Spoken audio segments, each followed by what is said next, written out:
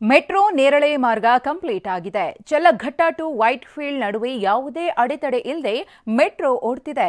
ಬೈಯಪ್ಪನಹಳ್ಳಿಯಿಂದ ಕೆಆರ್ಪುರಂ ಹಾಗೂ ಚಲ್ಲಘಟ್ಟದಿಂದ ಕೆಂಗೇರಿ ನಡುವಿನ ಮೆಟ್ರೋದ ಮಿಸ್ಸಿಂಗ್ ಲಿಂಕ್ಗಳು ಈಗ ಬೆಸೆದುಕೊಂಡಿವೆ. ಇದು ಐಟಿ ಮಂದಿಯ ಸಂತಸಕ್ಕೆ ಕಾರಣವಾಗಿದೆ.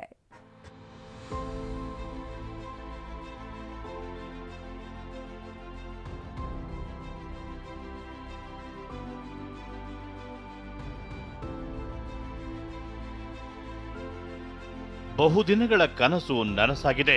ಟ್ರಾಫಿಕ್ ಕಿರಿಕಿರಿ ತಪ್ಪಿದೆ.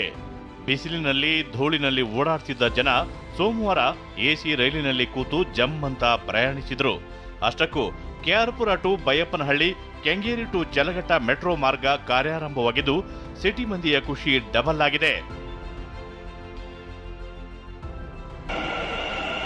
ಬೆಂಗಳೂರಿಗರ ಹಲವು ವರ್ಷಗಳ ಕನಸು ಇವತ್ತು ಬೆಳಗ್ಗೆ 5 ಗಂಟೆಯಿಂದ ನನಸಾಗಿರುವಂಥದ್ದು. ಅಂದರೆ ಬೈಯಪ್ಪನಹಳ್ಳಿಯಿಂದ ಕೆಆರ್ಪುರದವರೆಗೂ ಕೂಡ ಒಂದು ವಿಸ್ತಾರಿತ ಮಾರ್ಗ ಓಪನ್ ಆಗಿರಲಿಲ್ಲ. ಈ ಬಗೆಗೆ TV9 ಕೂಡ ಕಳೆದ 1 ತಿಂಗಳಿನಿಂದ ಸಾಕಷ್ಟು ಸುದ್ದಿಯನ್ನು ಪ್ರಸಾರ ಮಾಡಿತ್ತು.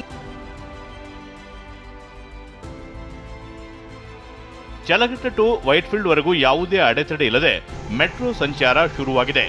ಬೈಯಪ್ಪನಹಳ್ಳಿ ಟು ಕೆಆರ್ಪುರ, ಚಲ್ಲಘಟ್ಟ ಟು ಕೆಂಗೇರಿ ನಡುವೆ ಮಿಸ್ ಆಗಿದ್ದ ಮಾರ್ಗ ಕನೆಕ್ಟ್ ಆಗಿದೆ. ಸೋಮವಾರ ಬೆಳಗ್ಗೆ 5 ಗಂಟೆಯಿಂದಲೇ ಚಲ್ಲಘಟ್ಟ ಟು ವೈಟ್ಫೀಲ್ಡ್ ವರೆಗೆ ಮೆಟ್ರೋ ಸವಾರಿ ಮಾಡಿ ಸಿಟಿ ಮಂದಿ ಖುಷಿಯಾಗಿದ್ದಾರೆ.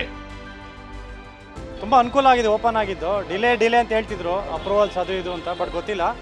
ಬಟ್ ನಾನು 10:30 ಮನೆ ಹೊರಟಿದ್ದು, ನಮ್ಮ ಮನೆಯಿಂದ ಸ್ಟಾರ್ಟ್ ಮಾಡಿದ್ದು. 11:15 ಇಲ್ಲಿದ್ದೆ. Very convenient. ನನಗೇನು ಟ್ರಾಫಿಕೇ ಗೊತ್ತಾಗಿಲ್ಲ, ಸ್ಮೂತಾಗಿ ಬಂದಿದ್ದೀನಿ. ಸುಮಾರು 1 ಅವರ್ ಸೇವ್ ಆಗಿದೆ. ಆಫೀಸ್ಗೆ ಹೋಗೋದಕ್ಕೂ ಆರಾಮ ಅನಿಸ್ತಿದೆ ಹೋಗೋದಕ್ಕೆ. ಚಲ್ಲಘಟ್ಟ ಟು ವೈಟ್ಫೀಲ್ಡ್ ಒಟ್ಟು 43.49 ಕಿಲೋಮೀಟರ್ ದೂರ ಇದೆ. ಇದೇ ದೂರವನ್ನ ಬೈಕ್ನಲ್ಲೋ ಕಾರ್ನಲ್ಲೋ ತಲುಪಬೇಕು ಅಂದ್ರೆ 2 ರಿಂದ 2.5 ಗಂಟೆ ಬೇಕಾಗುತ್ತೆ. ಆದ್ರೀಗ ಟ್ರಾಫಿಕ್ ಜಂಜಾಟವಿಲ್ಲ, ಬಸ್ನಲ್ಲೂ ತೂರಾಡೋ ಕಷ್ಟವಿಲ್ಲ.